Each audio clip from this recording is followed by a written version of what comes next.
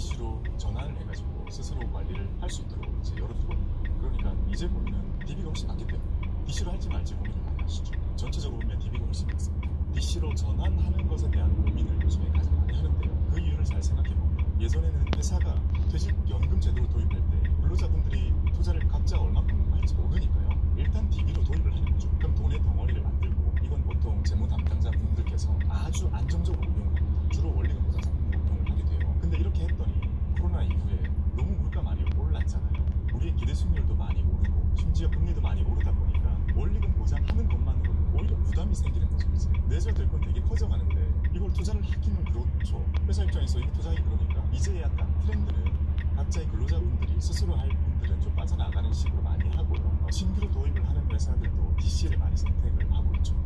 왜냐하면 이 운용에 대한 고민을 근로자에게 직접 넘기게 되는 거고 회사에서 할 일을 근로자분들이 열심히 회사를 다닐 때마다 금액만큼은 각자의 계좌에 넣어주는 것만으로도 의무가 종결이 되니까 각자의 투자는 그 다음으로 되는 거고 미국의 401k와 유사해지는 부분이 많이 있습니다. 그러다 보니 이제 각자의 개인들이 투자를 해야 되는데요. 여기에서 관점은 엄청 장기 수익률을 끌어올려야 되잖아요. 장기 수익률을 끌어올리려면 단기적인 이런 테마형 투자 같은 거 그런 걸 하지 않고 지금 우리가 생각하는 원화 투자들을 많이 선택을 해야 되는 거기 때문에 여기에 대한 수익이 많아지는 실증에서 안정적인 위해서 도대체 얼마의 자금이 필요할까 고민을 하게 되는 것 같은데 몇 살까지는 항상 어떻게 되죠? 몇 살까지 일단 우리가 온라인 세상에서 정말 다시 보면 너무 역도적인 20억 명 장단 정도 이 사람들도 너무 많은데 저는 어쨌든 제가 영감 있게 살아가려면 정말 많은 사람들의 노후를 구제한다면 행복할 거라고 생각하면서 살거든요. 그러면 어떻게 해야 될까? 현실적인 거죠. 이 현실이라는 것은 우리 부모님도 할 수 있어요. 내 친구, 나의 사촌 동생 그 부가 들었을 때 대단한 도전을 하지 않더라도 진짜 평범하게 인쇄회사를 다니더라도 달성 가능한 목표를 만들어야겠다는 생각을 자꾸 해요. 그래서 제가 설정한 미니멈 설정한 65세에 사거든요. 근데 이제 여기서 고려해야 되는 것은 지금 우리가 제가 말한 상황이죠. 지금 우리가 제가 말한 전방에 주정차 단속 구간입니다. 65세 사고 네. 적게 느껴지는 분도 있을 거고 많게 느껴지는 분도 있을 거고 우리 생각으로 엄청 높은 금액은 아닌 것 같아요. 예, 뭔가 충분히 도달 가능할 것 같나 이거를 우리가 생각하려면 자, 나중에 평생 보안이 300만 원 정도가 나와준다면 적응이 괜찮다고 생각합니다. 근데 우리가 이렇게 더해서 뽑아서 쓰면 300만 원, 15만 원이 그러면 300만 좀 어떤 식으로 생각이 할 것인가 맞습니다. 37만 주 그리고 60층까지는 다 그러니까 대략적으로 20, 30년이나 몇 살까지 쓸 수 있어요. 우리는 그 후에 막 60년이라도 기다리고 있을 거라고 저는 생각하거든요. 길어지는 거예요. 그렇다면 20년 공부가지고 60년 써야지 이러면 어떠한 게 생각나? 우리가 노후에 월 300 정도가 필요합니다. 역산하면 안 되고 역산해보면 어떤 게 나오냐면 1년에 3,000원 그러면 10년이면 36,000원 그렇게 해가지고 30년이면 10년도 그냥 나오거든요. 10년도를 모은 후에 내가 지금 할 수 있는 거 없게 돼요. 그러면 노후 준비하면 안 돼. 현실을 즐기지 않아도 되잖아요. 그런 목표가 아니라 우리가 어떤 것이 착안해야 되냐면 노벨상 해마다 상금도 막 10몇억씩 주고 10명씩 주면 상금만 막 100몇씩 하잖아요. 거기다 행사도 크게 열어야 되고 노벨재단에 있는 사람들 월급도 줘야 되잖아요. 그러면 한 200억까지 쓴다고 하고 근데 그걸 120년 차로 써. 뭔가 이상하죠. 정말 돈이 많이 쌓여서 말이다. 어떻게 120년 동안 우리 거기 세금 안 내잖아요. 아무도 안 주잖아요. 120년 동안 돈을 인출만 할 수 있을까라고 생각을 할 수 있는데 놀랍게도요. 노벨 선생님이 서장현과 없었기 때문에 돈을 벌고 재단을 만들어서 남길 때 유언장에다가 엄청 강하게 이렇게 새겨놓거든요. 부대여 이제 내가 번 돈으로 투자를 해야 돼요.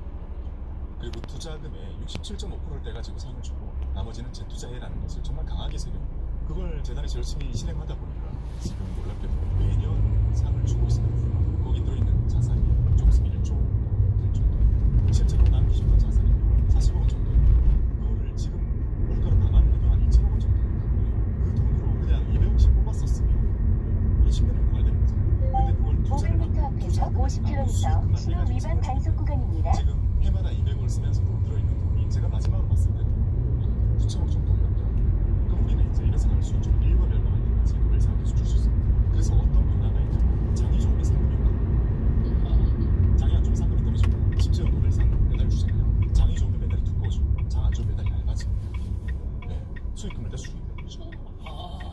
그래서 노벨상만큼 복불복인 게 없어요. 왜냐하면 장이 좋을 때 번 돈의 일부를 떼서 상을 주는 거잖아요. 금융위기나 전쟁이 났을 때는요, 상금 터무니없이 작게 나오고 한없이 얇은 메달이 나갔습니다. 노벨상도 시기를 잘 타서 받아야겠네. 처음으로 우리나라에서 2번 받으셨잖아요. 2번 다 시장이 참 좋을 때 받으셔가지고 상대적으로 상당히 높은 상금과 메달, 옛날 이제 대통령님과 그리고 최근에는 한강 작가님 2번 받았습니다. 나만의 노벨상을 만들자라는 식으로 저는 말씀을 드려봅니다. 예를 들어 우리가 3억 원을 모으면요, 나한테 생기는 변화는 무엇일까? 3억 원을 모아놓고 그걸 뽑았으면 못 씁니다.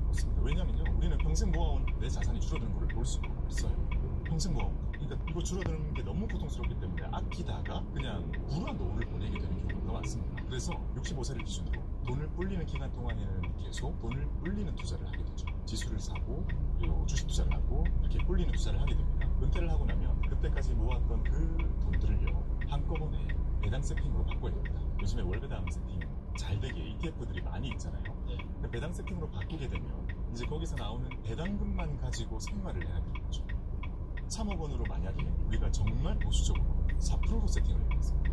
4%는요, 미국에서도 과거부터 지금까지 얘기하는 정말 보수적으로 원금의 변동성을 최소화하면서도 안정적으로 무한히 뽑을 수 있다고 생각하는 수치입니다. 4%인 거죠. 그러면 3억 원에 4%면 1200이잖아요. 월로 나누면 100만 원인 거죠. 만약에 우리가 3억 원을 모아서 월 100 정도를 뽑아 쓴다면 줄어드는 게 아니라 무한히 뽑을 수 있다는 원리에 도달할 수 있는 거죠. 그러면 우리의 노후 300만 원 만드는 과정에서 국민연금이 맨 밑에 깔아주고, 그리고 회사를 열심히 다니면서 퇴직연금이 그 위에 얹혀주고, 마지막으로 개인연금이 100만 원을 더 얹어주면서 300을 만들 수 있는 가능성이 어떠한 근로자들에게도 주어질 수 있다는 거죠. 저는 큰 꿈을 막 이렇게 말씀드리기보다는요, 이걸 미니멈으로 말씀을 드려본다면 누구나 나도 할 수 있겠는데 라는 생각을 할 수 있지 않을까 생각합니다. 방금 말씀하신 월배당 ETF라고 한다면 좀 더 구체적으로 어떤 것들을 말하는 건가요? 지금 월배당이라 하는 거는 어찌 보면 안에 들어있는 것들의 차이보다는요, 배당 정책을 의미하는 거잖아요. 지금 우리나라에 1000개가 넘는 ETF들이 있는데요, 이 중에 월배당 ETF가 정말 많아지고 있고 월배당으로 전환하는 곳들도 많아지고 있습니다. 그리고 그 안에 들어있는 기초자산은요, 미국 지수도 있고 한국 주식도 있고 미국 채권, 그리고 배당주도 있고 리츠도 있고 등등 정말 다양합니다. 그러면 이 중에서 우리가 무리하지 말고, 심지어 주식 비중을 그렇게 많이 돌리지 않고 채권형 ETF 300m 앞에서 50km 신호 위반 단속 구간입니다. 배당주를 국내 배당주 ETF를 월배당해주는 거고, 국내 리츠 ETF를 월배당해주는 걸 가방주고, 거기에 한국 지수, 미국 지수, 또 이모전 지수까지 월배당해주는 것을 섞어서 구성을 한다면 이 전체 주식 비중을 그렇게 많이 하지 않고 채권과 배당주 리츠 같은 인포명 자산을 많이 채우고 4%를 만들고 아주 보수적으로 할 수 있습니다. 여기서 기대 수익을 조금 높이고자 한다면요, 예를 들면 채권의 만기를 조금 늘리는 거. 채권은 보통 3년이 기본이에요. 3년, 5년, 10년, 더 심하게는 30년까지 늘리면 기대 수익률이 올라가는 구조가 될 거고요. 배당을 더 늘린다면 요즘에 인기 많은 은행주로 가거나 고배당 ETF들 나와 있는 것 쪽으로 조금 더 높은 걸로 바꾸는 것이 가능할 거고요. 국내 채권도 마찬가지로 리츠를 담고 미국 주식 담을 때도 보수적으로 한다면 슈드를 담겠죠. 조금 더 많이 바꾸자 한다면 S&P를 담고, 조금 더 바꾸자 한다면 나스닥 100을 담고, 그리고 마지막에 국내 주식 담을 때는 코스피 100을 담고 되겠죠. 이렇게 포트폴리오를 쭉 짰을 때 이 전체가 자산 배분이 되어 있는 건데, 이게 정말 심하게 뒤틀어져가지고 나에게 해를 끼칠 확률은 아주 낮추되, 이 전체가 4%를 주는 거, 방금은 조금 더 높인 거잖아요. 한 6% 정도까지 만드는 거지 않겠습니다. 이렇게 세팅을 한다면 여기서 나오는 전방에 단속으로 과속 방지턱이 있습니다. 이렇게 쓰는 식으로 세팅을 한다면 우리의 목표는 어찌 보면 65세가 될 때까지 최대한 많은 금융자산의 덩어리를 만드는 것을 목표로 삼는다면 그 길을 걷고 저는 당연히 3억 원보다 훨씬 큰 돈을 갖고 전방에 과속 방지턱이 있습니다. 그 뒤에 만약에 현금이 예전처럼 많이 주지 못하더라도 우리는 여기서 더 많은 것을 받을 수 있을 거라고 생각합니다. 근데 만약에 우리가 금방 말씀해 주셨던 부분은 퇴직연금을 받으시는 분들 전제로 하고 있잖아요. 근데 직장 다니지 않고 그냥 자영업 하시는 분들은 어떻게 이 퇴직연금 자리를 대체할 수 있을까요? 무슨 푸르시앗이라고 네, 제가 푸른씨앗 홍보대사였습니다. 아, 뭔가요 푸르시앗이? 푸른씨앗이요, 근로복지공단이 만들어가지고요, 퇴직연금 제도를 도입 못하고 있는 중소기업들을 커버할 수 있게 만들어진 곳인데요. 자, 퇴직연금으로 돌아가 볼게요. 퇴직연금은 근로자가 1년을 채울 때마다 한 달 월급치를 어딘가에 쌓이잖아요. 근데 이제 외부의 금융기관에 쌓게 됩니다. 그게 퇴직연금이고요. 작은 회사들은 퇴직연금 도입이 좀 힘들어요. 왜냐면 이거 퇴직금 다 모아도 금액이 크지가 않고, 그러면 증권사에서 이거를 다 챙겨줄 만큼 사업자로 들어와 주기에도 수익성이 안 나니까 못하는 경우가 많거든요. 근데 하고 싶어 하는 근로자들이 정말 많습니다. 그러니까 이 공백을 메서 30일이 안 되는 회사, 30일이 안 되는 회사들은 2명부터 30일까지는 정말 많은 회사들. 500m 앞에서 50km 신호 위반 단속 구간입니다. 퇴직연금 세팅할 수 있는 유지제도입니다. 프로시아세 쪽에 우리가 돈을 비만하면 우리가 제일 저같이 계속 그만이 작은데 30인이야. 300m 앞에서 50km 신호 위반 단속 구간입니다. 저희 회사도 법인이어가지고 프렌시아세 가입이 되어 있고요. 프렌시아세 포인트 중에 하나는요, DB로 하거나, DB로 하면 이제 대표님께서 상품을 골라야 되고요. DC로 간다면 여기 계신 피디님들이 각자의 상품을 골라야 되거든요. 근데 그게 조금 부담이 되거나 이사가 올라서 손실이 나거나 이런 경우가 많잖아요. 그런 것조차 대표님께서 쓰고 쉽지 않잖아요. 사실 일의 디자인을 할 수 있다. 그래서 프렌시아 같은 경우는 그 수많은 돈들을 다 모아가지고 우리 집중과 큰 돈을 하나로 만든다. 이거를 잠시 후 50km 신호 위반 단속 구간입니다. 위탁에 대한 교육을 마찬가지예요. 그거를 이제 다 해주고 있습니다. 안 알리고 지금 안 알고 있습니다. 그래서 그런 것도 있다는 걸 말씀드리고, 퇴직연금 제도가 큰 회사에 다니시는 분들은 큰 회사에 포함되어 있을 거고, 그러면 DB나 퇴직연금이 정도로 하면 됩니다. 만약에 퇴직연금이 아직 안 돼 있거나 하신 분들은 프리시아스 이용하시는 게 지금은 제일 좋은 방법이에요.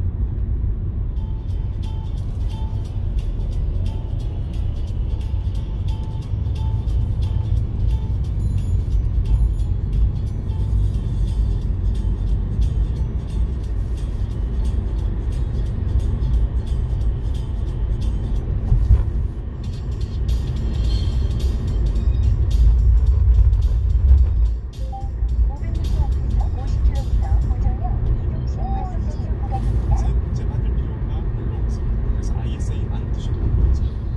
꼭 ISA는 드셔가지고 월 얼마씩 넣어가지고 거기 안에서 돈을 주시면 300m 앞에서 50km 고정형 이동식 과속 단속 구간입니다.